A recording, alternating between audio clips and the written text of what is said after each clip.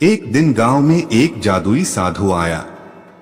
उसने कहा, जिसके पास भी सच्चा दोस्त होगा वह मेरी दी हुई जादुई पोटली से सच्चा खजाना पा सकता है। गांव के लोग लालच में आ गए, लेकिन शर्त यह थी, जिसका दोस्त सच्चा होगा वही पोटली का ताला खोल पाएगा। झूठे दोस्त का राज तुरंत खुल जाएगा। कालू के मन में लालच जाग उठा। उसने सोचा, अगर मैं भोलू को साथ ले जाऊं और खजाना मिल गया तो मैं पूरा खजाना अपने पास रख लूंगा। भोलू सीधा सादा था, वह बिना शक किए राजी हो गया। साधु ने दोनों को जंगल के बीच में ले जाकर पोटली दी।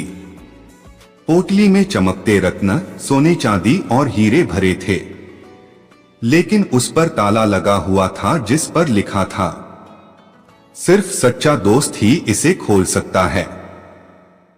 कालू ने कोशिश की, ताला नहीं खुला। भोलू ने जैसे ही हाथ लगाया, ताला अपने आप खुल गया और खजाना सामने आ गया।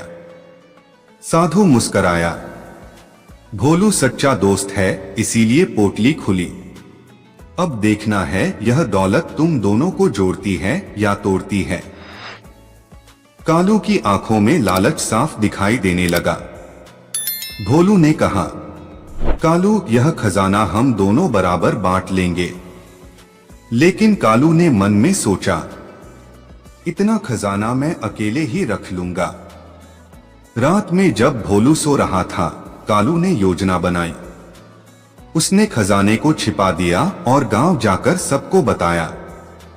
भोलू ने सारा खजाना अकेले ले लिया और मुझे धोखा दिया। गांव वाले भोलू पर शक करने लगे। भोलू ने लाख समझाया पर किसी ने उस पर विश्वास नहीं किया। भोलू अकेला और उदास हो गया, लेकिन उसने सच और ईमानदारी का साथ नहीं छोड़ा। कुछ दिनों बाद गांव में फिर वही साधु आया। उसने गांव वालों से कहा, खजाने का असली हकदार वही होगा जो सच्चाई और दोस्ती में खरा उतरेगा। साधु ने सबको बुलाकर सच सामने लाने की परीक्षा रखी। उसने खजाने की पोटली कालू को दी।